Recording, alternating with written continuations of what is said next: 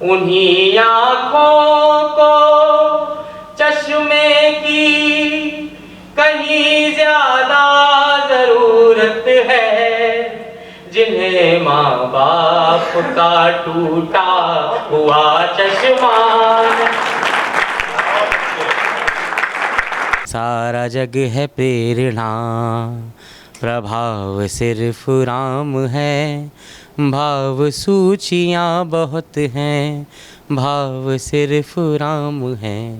नमस्कार, मैं हूं समंदर सिंह राजपूत और आप देख रहे हैं दंगल टुडे। आज दंगल टुडे के खास कार्यक्रम में राजधानी भोपाल में आए गीतकार, गज़ल कवि अमन अक्षर जी से उनसे खास मुलाकात करेंगे। बहुत बहुत स्वागत है सर, आज के लाइव परफॉर्म में आप आज पहुँचे हैं। नमस्कार, दंगल टुडे के सभी दर्शकों को का बहुत स्वागत और आभार। आपका भी बहुत आभार मुझे जोड़ने के लिए। जी सर।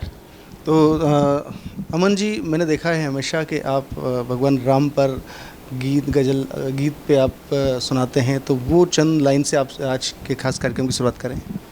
देखिए, दीपोत्सव का पर्व हम लोगों ने मनाया है। ये पूरे महीना ये दीपोत्सव का रहता है। हमारे भगवान राम के वनवास से अयोध्या आगमन का उत्सव है। और अब तो हम लोग भव्य रामलला मंदिर की छत्र छाया में, हमारी पूरा विश्व, पूरा देश है इस समय। और मैं तो भोपाल कई बार आया हूँ, कई बार मैंने आपके चैनल के माध्यम से, अलग अलग माध्यमों से सुनाया भी है। मैं 4 पंक्तियाँ सुना लेता हूँ इस गीत की। सारा जग है प्रेरणा, प्रभाव सिर्फ राम है, भाव सूचियाँ बहुत हैं, भाव सिर्फ राम है। और अब तो मंदिर बन गया है, लेकिन एक बंद मैं सुनाता हूँ भगवान के वनवास का। कामनाएं त्याग पुण्य काम की तलाश में, तीर्थ खुद भटक रहे थे धाम की तलाश में, ना तो दाम ना किसी ही नाम की तलाश में, राम बन गए थे अपने राम की तलाश में, राम बन गए थे अपने राम की तलाश में। अमन जी, आप इंदौर से हैं, तो कैसे शुरुआत की? क्योंकि हर दर्शक, हर व्यक्ति ये जानना चाहता है कि आपकी शुरुआत कैसे हुई, किस तरह से आपने इस जर्नी रही आपकी, थोड़ा सा। जी, कविता पढ़ने लिखने का जो रुचि थी वो तो बचपन से ही शायद होगी। और स्कूल के समय से, जब हम पढ़ते थे स्कूल में, तभी थोड़ा बहुत कच्चा पक्का लिखना शुरू किया था और पढ़ते रहते थे लगातार।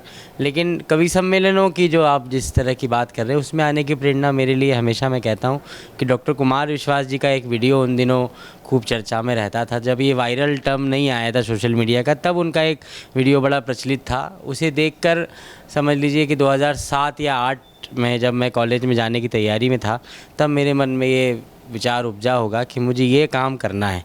मैंने अपनी इंजीनियरिंग की पढ़ाई पूरी की, तभी ये निर्णय तो मन में कहीं ना कहीं था ही।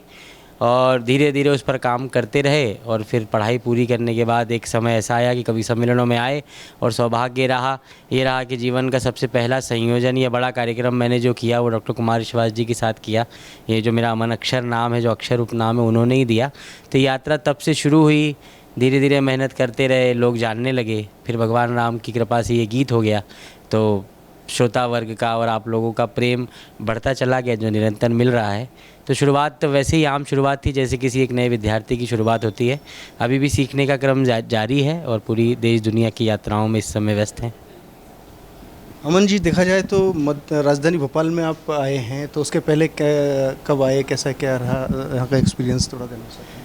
भोपाल मेरे लिए दूसरा घर है मेरा। मैं पिछले 1-1.5 महीने में तीसरी बार किसी कार्यक्रम में भोपाल आ रहा हूँ। भोपाल लगातार आना होता है, साल में कम से कम 5-6 बार तो किसी न किसी कार्यक्रम में, क्योंकि हमारे प्रदेश की राजधानी है, मैं मध्य प्रदेश का ही हूँ। तो यहाँ हर तरह के कार्यक्रम, सामाजिक हों, राजनीतिक हों, शासकीय कार्यक्रम हों, किसी के व्यक्तिगत कार्यक्रम हों, तो यहाँ नियमित आना होता है। और भोपाल जैसे शहर, पूरे हमारा जैसा प्रदेश भी और भोपाल जैसा शहर पूरे भारत में गिने चुने शहर हैं। इतना सुंदर, इतने अच्छे लोग, इतना अच्छा खान पान, और कविता सुनने के लिए तो ये धरती बड़ी नामी है। ये बशीर बद्र साहब की धरती है, आज अंजुम जी यहाँ पर हैं।